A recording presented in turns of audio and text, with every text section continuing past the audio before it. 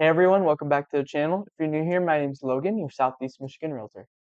Whether you're just starting your home search or halfway through the process and are overwhelmed by the lingo, you're not the only one. Today, I'm going to be breaking down the most common terms you're going to hear and exactly when in the buying process you'll hear them. Ever read a listing or talked to a lender and hear terms like earnest money, escrow, contingent, and instantly go blank? Well, you're not the only one. Let's decode this together, term by term, so you're never left in the dark again. Our first term is pre-approval. You'll hear this term before house hunting, and it's when a lender reviews your finances and gives you an official letter showing how much house you can actually afford. This step should come before you start browsing for homes. Plenty of buyers skip this and fall in love with the house, only to lose it to someone with a pre-approval who made a faster offer. It's the first step that opens doors, literally. Our next term is fixed rate versus adjustable rate mortgage. You'll hear this term when choosing a loan type. A fixed rate mortgage means your interest rate stays the same during the entire life of the loan. And an adjustable rate mortgage is when your rate starts lower but can either go up or down later. For example, some buyers who plan to move within a couple years might choose an adjustable rate mortgage to save money up front. Meanwhile, people who plan to stay in the home long term might choose a fixed rate mortgage for the stability. Our next term is going to be earnest money. Earnest money is a deposit you put down once your offer is accepted. It shows you're serious and ready to move forward. It's usually 1 to 3% of the purchase price. In competitive markets, higher earnest deposits have helped buyers stand out. It's like saying I'm committed without increasing the offer price itself. Our next term is contingency. Contingencies will come up during the offer and contract phase, and they're conditions written into the offer, say financing approval or a clean home inspection, that must be met before the deal can move forward.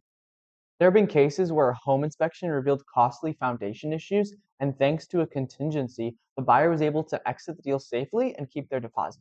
Our next term is escrow. Escrow will come up from offer to closing, and is when a third party holds your deposit and key documents securely while the transaction plays out. It's designed to help both sides.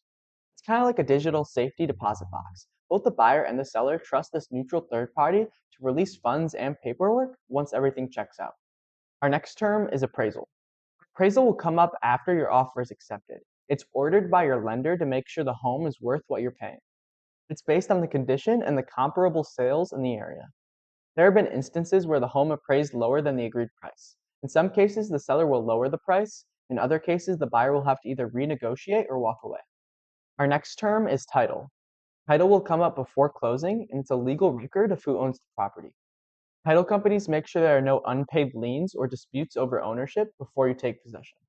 One common issue that title companies find is unpaid property taxes from years prior. Catching this early avoids big surprises down the line, protects your ownership rights. Our next term is closing costs. Closing costs will come up on closing day, and these are additional fees, usually 2 to 5% of the purchase price, that are paid to finalize the deal. This includes lender fees, title services, taxes, and more. Some buyers are caught off guard by how much closing costs can add up to, especially first timers. Planning for them early makes the final step way smoother. Our next term is PMI, private mortgage insurance. PMI will come up if your down payment is below 20%. This is insurance that protects your lender, but you're the one who pays for it. The good news, it can be dropped once you build enough equity. And for our last term, underwriting. Underwriting happens right after your mortgage application, and this is when the lender does a deep dive on your finances. They'll verify everything from income to credit to job history. So don't change your job or open a new credit line during this time. Now you know what all those real estate terms mean, and more importantly, when they show up in your journey to buying a home. If this video cleared some things up, give it a thumbs up and hit that subscribe button for more real estate tips. And drop a comment if there's any more confusing terms you've come across. And hey, if you're thinking about buying or selling in Southeast Michigan, reach out to me directly. Thank you for watching this video, and I'll see you in the next.